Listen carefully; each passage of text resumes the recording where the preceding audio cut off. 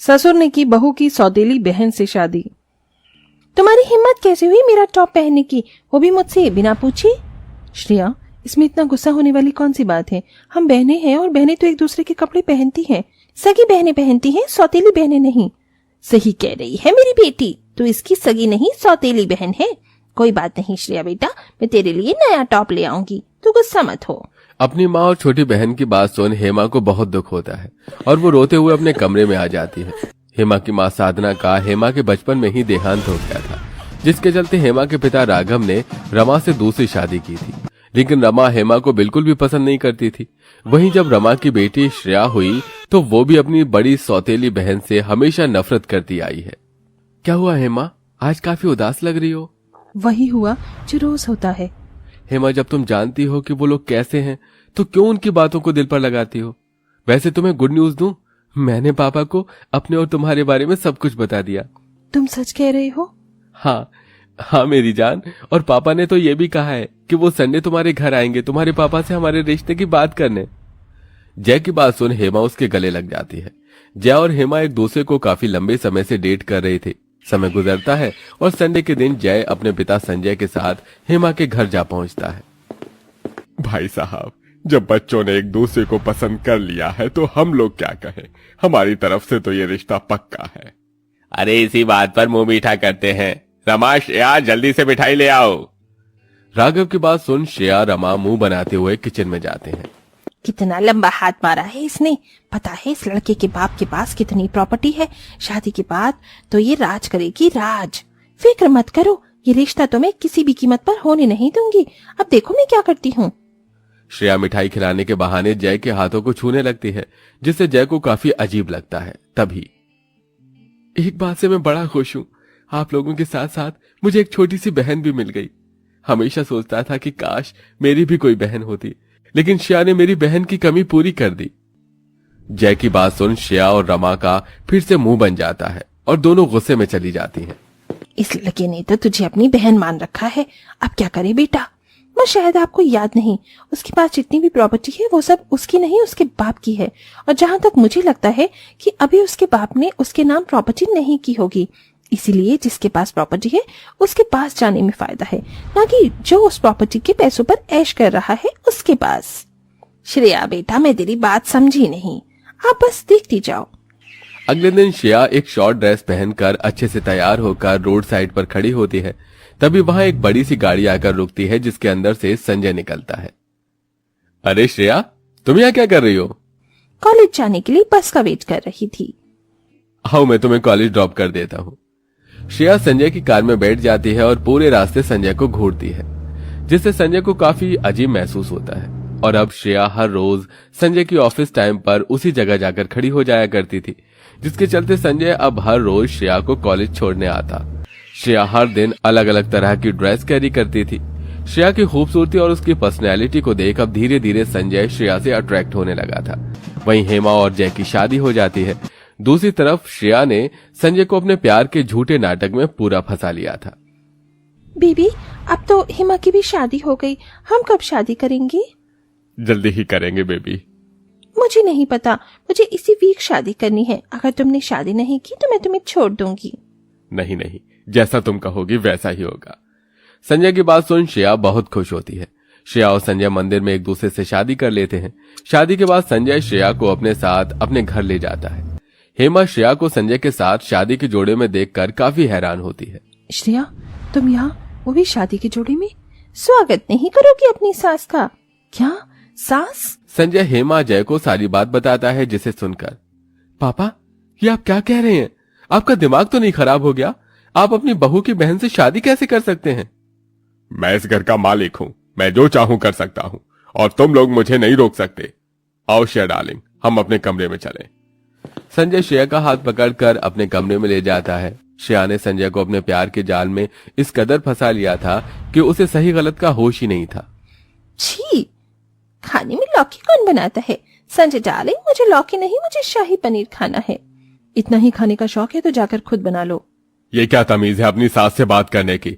चुपचाप से जाकर श्रेया की पसंद का खाना बनाओ, समझी? न चाहते हुए भी हेमा को अपने ससुर की बात मानकर किचन में जाकर श्रेया के लिए खाना बनाना पड़ता है। ये तुम्हारी कमर पर जो चाबियों का गुच्छा है इसे मुझे दे दो। ये मेरी स्वर्गवासी सास का है और मैं इसे तुम्हें किसी भी कीमत पर नहीं दूंगी। बोलो मत, अब तुम्हारी सास मैं हूँ और मैं जो भी कहूंगी तुम्हें मेरी बात माननी होगी। क्यों संजय डार्लिंग? श्रेया हेमा से घर की सारी चाबियां छीन लेती है, जिसका हेमा को काफी दुख होता है। जब से श्रेया हेमा की सौतेली बहन से सास बनी थी, तब से उसने श्रेया का हर पल जीना हराम कर दिया था।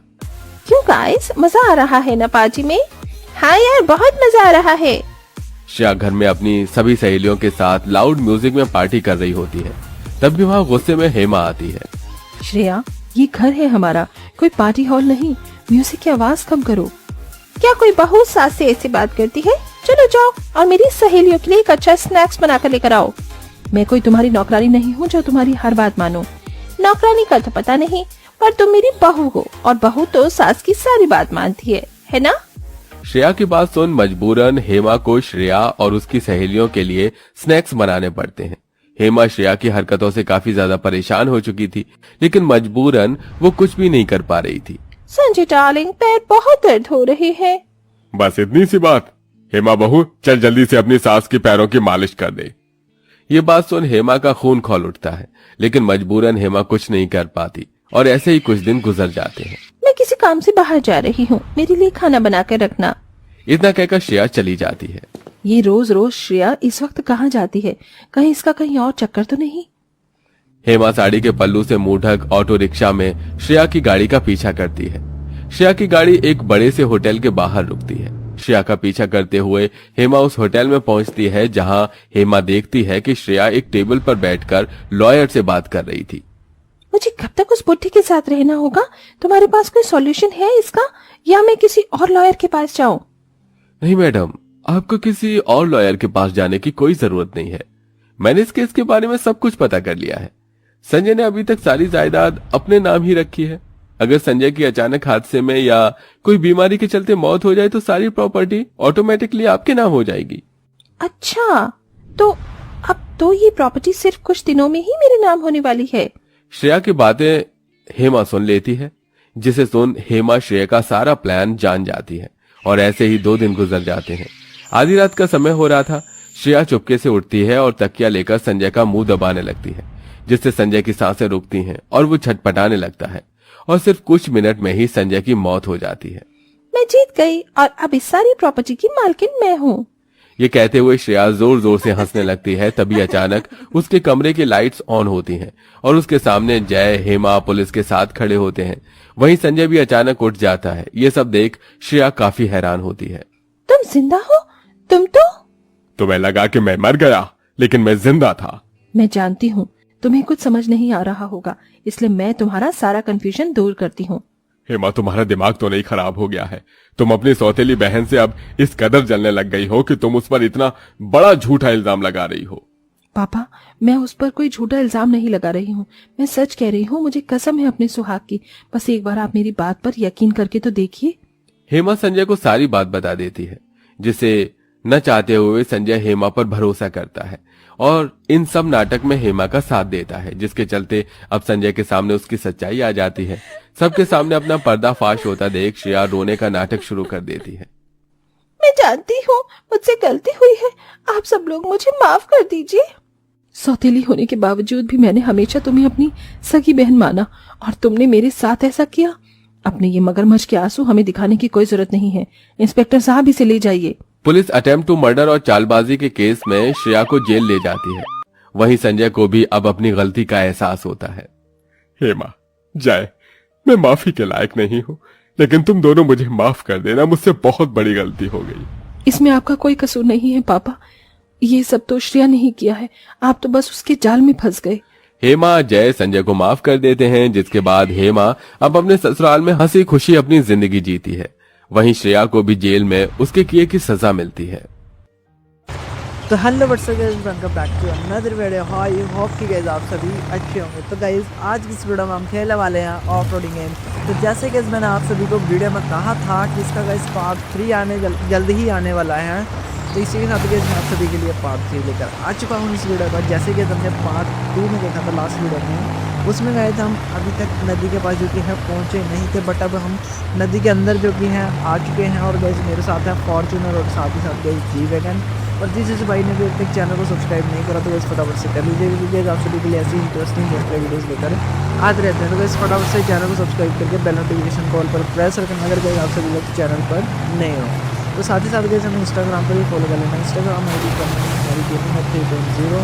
तो जैसे कि आप सभी को दिख रही होगी यूट्यूब चैनल पर जाकर मोर ऑप्शन पर आप क्लिक करेंगे तो वहाँ जाकर आप सभी को लिंक क्योंकि ये दिख रहा होगा। मिलते हैं जल्दी ही पार्ट 4 में, तब तक के लिए बाय बाय। तो hello what's up guys, welcome back to another video. I hope कि गाइस आप सभी अच्छे होंगे। तो गाइस आप सभी का स्वागत करता हूँ ऑफ रोडिंग पार्ट 2 में। और जिस भाई ने भी अभी तक पार्ट 1 नहीं देखा तो गाइस फटाफट से जाकर वीडियो पर विजिट कीजिएगा।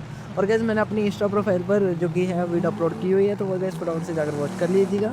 और गाइस ये है ऑफ रोडिंग गेम का पार्ट 2, जिसमें गाइस हम अभी तक तो निकल चुके हैं अपनी फॉर्च्यूनर को लेकर। और गाइस अभी काफ़ी एडवेंचर आएगा। तो बट अगर गाइस आप सभी ने अभी तक इंस्टा पर फॉलो नहीं करा तो गाइस फटाफट से कर लीजिएगा। और साथ ही साथ गाइस वीडियो को लाइक कर दीजिएगा। और सबसे पहले हमारा जो कि एडवेंचर रहेगा वो रहेगा गाइस, जो कि गाइस आगे ना जाकर हमें एक छोटी सी नदी दिखेगी, हमें उसको पार करना होगा गाइस। उसके बाद हमें आगे की ट्रिप लेनी होगी। तो गाइस एक साथ मेरे साथ अपना जो कि है दोस्त भी जा रहा है। तो गाइस हमने दोनों आगे जो कि है मेरे को लग रहा है जी वैगन है और साथ में गाइस फॉर्च्यूनर है। तो गाइस आप सभी को ऑफ रोडिंग गेम कैसे लगते हैं गाइस एक बार नीचे कमेंट करके तो जरूर बताना। तो गाइस मिलते हैं जल्दी पार्ट 3 में। बजा जरा यहीं वो दूर से मुंह दूर रुक जा बजा आइए।